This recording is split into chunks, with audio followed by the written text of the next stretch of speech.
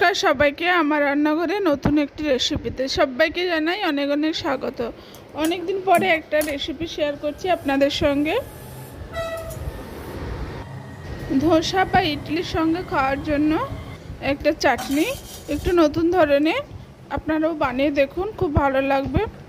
আমি প্রথমে একটা প্যান বসিয়ে প্যানের মধ্যে সরষের তেল দিয়ে, অবশ্যই সরষের তেলে বানাতে হবে এটা, সরষের তেলটা খুব ভালো করে গরম করে নিয়ে নিলাম।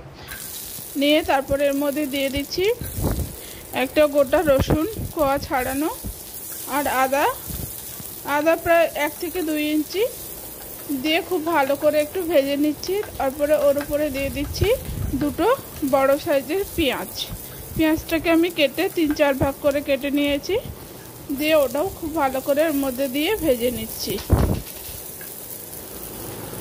পেঁয়াজ, টমেটো, রসুনটা খুব ভালো করে ভেজে নিয়ে তার মধ্যে এর মধ্যে দিয়ে দেব দুটো বড় সাইজের টমেটোটা খুব ভালো করে আমি ভেজে নেব।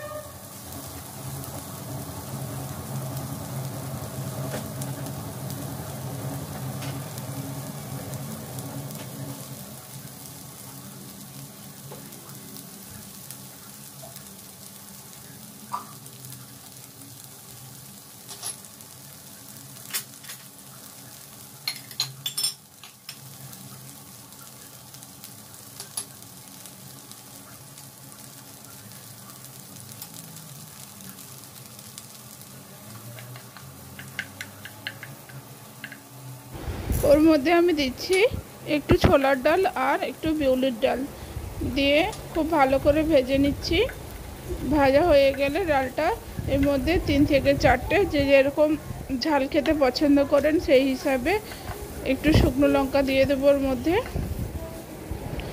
দিয়ে শুকনো লঙ্কাটা দিয়ে তারপরে আমি দিয়ে দিচ্ছি এর মধ্যে পরিমাণ মতো নুন দিয়ে 2 থেকে 5 মিনিটের জন্য আমি একটু ঢাকনা লাগিয়ে দিচ্ছি, যাতে পেঁয়াজ আর টমেটো খুব ভালো করে একদম সেদ্ধ হয়ে যায় বা নরম হয়ে যায়।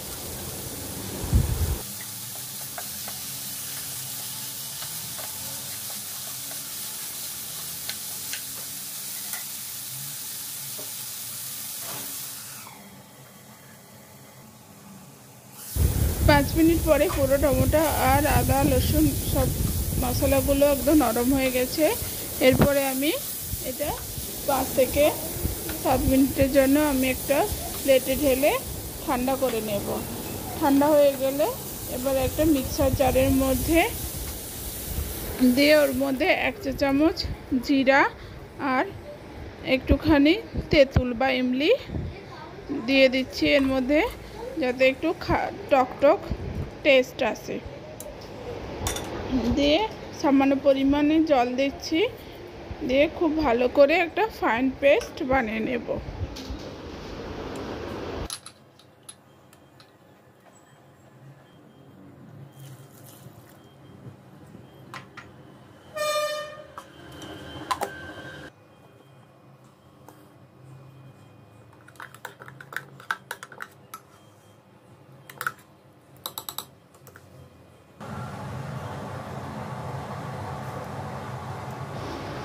এবার আমি আর একটা প্যানের মধ্যে সামান্য সরষের তেল দিয়ে তার মধ্যে শুকনো লঙ্কা, তেজপাতা আর সরষা, কালো সরষা থাকলে কালো সরষা, নাহলে সাদা সরষাও ইউজ করতে পারেন, দিয়ে খুব ভালো করে ফোড়নটাকে একটু ভেজে নিয়ে ওর মধ্যে মিক্সার জারে যে মশলা পেস্টটা বানিয়েছিলাম ওইটা দিয়ে 2 থেকে 3 মিনিট ফুটে নিলে তৈরি একদম ইডলি বা ধোসার জন্য খাওয়ার জন্য চাটনি। আপনারা অবশ্যই একবার তৈরি করে দেখবেন, আর কেমন হয়েছে অবশ্যই কমেন্ট করে জানাবেন। আর আমাদের রেসিপিগুলো যদি আপনাদের ভালো লেগে থাকে প্লিজ একটা লাইক, শেয়ার আর কমেন্ট করবেন।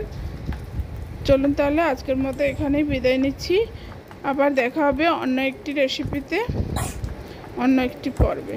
সবাইকে অনেক ধন্যবাদ।